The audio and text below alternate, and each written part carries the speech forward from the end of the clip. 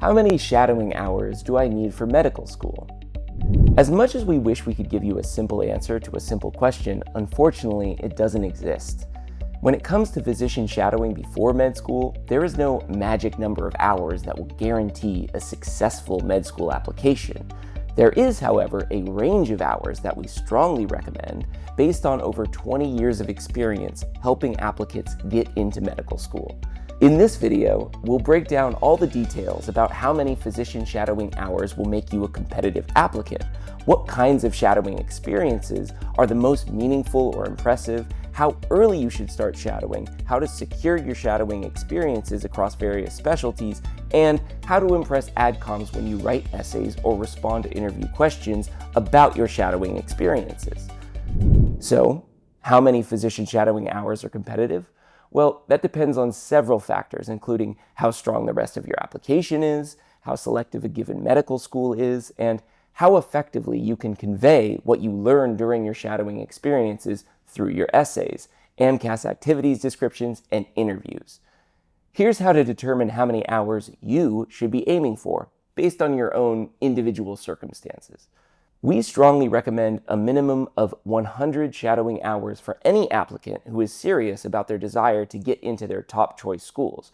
This number should ideally be divided up between at least 2 or 3 specialties, with the most time devoted toward the specialty you're most strongly interested in.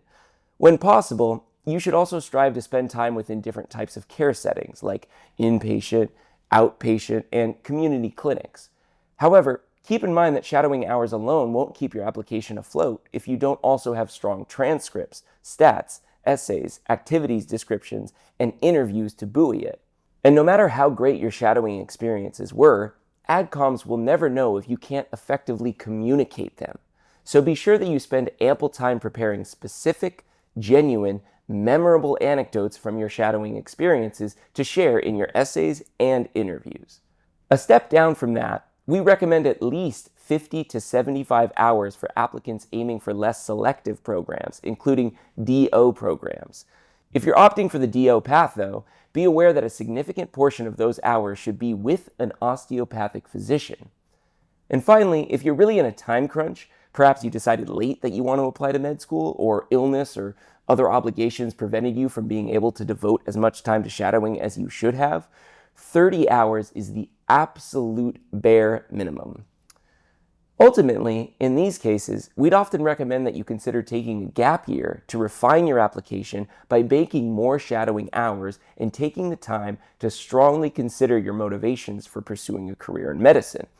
After all, the medical school application process is extremely arduous, and it often leads to burnout. Instead of putting yourself through the ringer with a lackluster application and running a high risk of having to do it all over again the following year, it's often better to take a step back, intentionally map out the upcoming year, and apply after you've had a chance to strengthen your application. But simply tallying a ton of shadowing hours isn't enough either.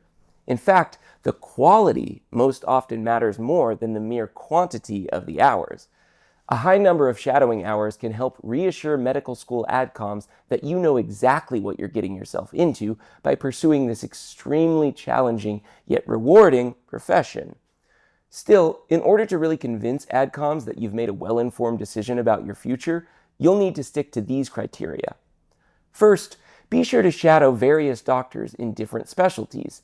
This is an invaluable way to gain first-hand perspective on which specialties might be a good fit when it comes time for you to choose your residency programs. Developing areas of specialized interest will also help you narrow down your decisions about future clinical and research experiences. Next, try to seek shadowing opportunities where you can observe a lot of doctor-patient interactions. Shadowing other members of a healthcare team is also worthwhile, but the majority of your shadowing hours should be spent learning how doctors build rapport with their patients, communicate complex or troubling information, and approach challenging decision-making scenarios. For every few hours of shadowing, you should have at least one possible meaningful anecdote in mind that you could mention in a med school application essay or interview. And be sure to take notes so the details don't fade by the time application season rolls around. And finally, when possible, try to seek out a mentor-mentee relationship with at least one of the doctors you shadow. Be aware that not all doctors will have the bandwidth to take on a mentee, but also remember that every doctor was once a young, hopeful pre-med. Many are eager to provide personalized mentorship and answer your questions about the pros and cons of a medical career. Consider scheduling time outside of your mentor's working hours to conduct an informational interview with them so you can ask more in-depth questions about their own journey through medical school, their perspective on the medical field, the state of the healthcare system, their unique approach to patient care, and the lessons they've learned from patient interactions. Connecting with a mentor might even eventually lead to letters of recommendation, or future shadowing, research, or work opportunities. Now that you know how important shadowing hours are, you're probably anxious to start racking them up. But is there such a thing as too soon? Well, if you're in high school, even though med school adcoms typically only count shadowing hours from your college years, we still strongly recommend you go ahead and start shadowing now.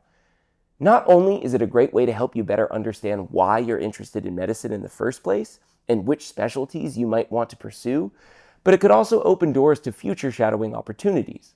For example, the doctor you shadowed as a high school sophomore might connect you with his friend in another specialty, who might then connect you with his former mentor in yet another specialty. And before you know it, you have a whole network of doctors in your contacts list, even before you get into medical school. In high school, it might be difficult to find official shadowing programs that you're eligible for, but don't let that discourage you. In fact, we recommend that students of all ages reach out directly to doctors they'd like to shadow. You might be surprised how readily your primary care doctor or your neighbor's cardiologist are willing to allow you to shadow them, if you only gather the courage to ask. Starting that conversation might feel intimidating at first, but remember, as we said, every doctor started their journey with shadowing, and most are thrilled to return the favor. Even cold emailing or cold calling physicians in your area can return great results. Most hospital and clinic websites have a directory of physicians organized by specialty. If you're not sure where to begin, try using one of the scripts in our How to Ask to Shadow a Doctor guide. And if you happen to have a doctor in the family, all the better. There's no harm in shadowing a family member, as long as you don't request a med school recommendation letter from them. As you start to accumulate shadowing hours, you'll want to be somewhat strategic about the variety of clinical environments and specialties you're observing. Again, there's no magic number, but we recommend identifying at least 2 or 3 areas of interest and trying to attain shadowing hours within each. If you're really certain that you know which specialty you want to pursue, you may focus most of your hours there. Just be careful not to box yourself in too much. It may be best to remain open to the possibility of discovering a new area of interest. After all, a good doctor is able to collaborate with their colleagues in other specialties to provide holistic care to their patients, rather than maintaining a narrow focus on only their own area of expertise. That said, if you're unable to secure a shadowing opportunity with a physician who specializes in your area of interest, or if you're still not sure which specialty you might want to pursue, don't worry. Med school adcoms won't expect you to have your career path locked in before even entering medical school. After all, that's what medical school is for. Regardless of your area of interest, a great place to start is with the primary care specialties: family medicine, internal medicine, and pediatrics. Any of these will guarantee a healthy dose of clinical exposure with a diverse range of patients, and the patient cases you observe in these contexts may end up sparking your interest in other specialties too. As you seek out shadowing opportunities, you may find that virtual shadowing is far more convenient for you. Be aware that medical school adcoms strongly prefer in-person shadowing experiences. However, some amount of virtual shadowing can be beneficial to your application, especially if your only option for shadowing a doctor within your specialty of interest is a virtual opportunity, you'd like to shadow a clinical setting in another geographic area that you can't easily travel to, or you're struggling to meet your quota of shadowing hours before submitting your med school applications. Ultimately, shadowing hours are just one piece in the puzzle that make up a successful medical school application. Your MCAT, GPA, and other extracurriculars, including research and more hands-on clinical experiences like hospital volunteering, will also play a vital role in your success as an applicant. But even if you've gone above and beyond in your academic and extracurricular endeavors, you might not stand out to adcoms if you aren't able to impactfully convey your takeaways from those experiences, including shadowing experiences.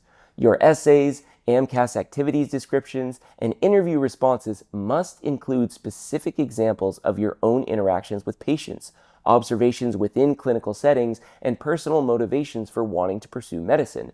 Meeting these criteria will be challenging, so the sooner you start planning your shadowing experiences, the better. Hundreds of shadowing hours can feel like a daunting task if you have little to no experience so far, but starting as early as high school can give you the momentum you need to accumulate plenty of meaningful experiences across different specialties by the time you're ready to submit your medical school applications. Wherever you're at in your path to med school, we know how nerve-wracking it can be to juggle all of those rigorous application requirements. If you want to ensure that your shadowing experiences don't come up short when it's time for you to submit your applications, we encourage you to connect with one of our expert advisors who provide personally tailored guidance to keep you on track toward achieving your medical school dreams.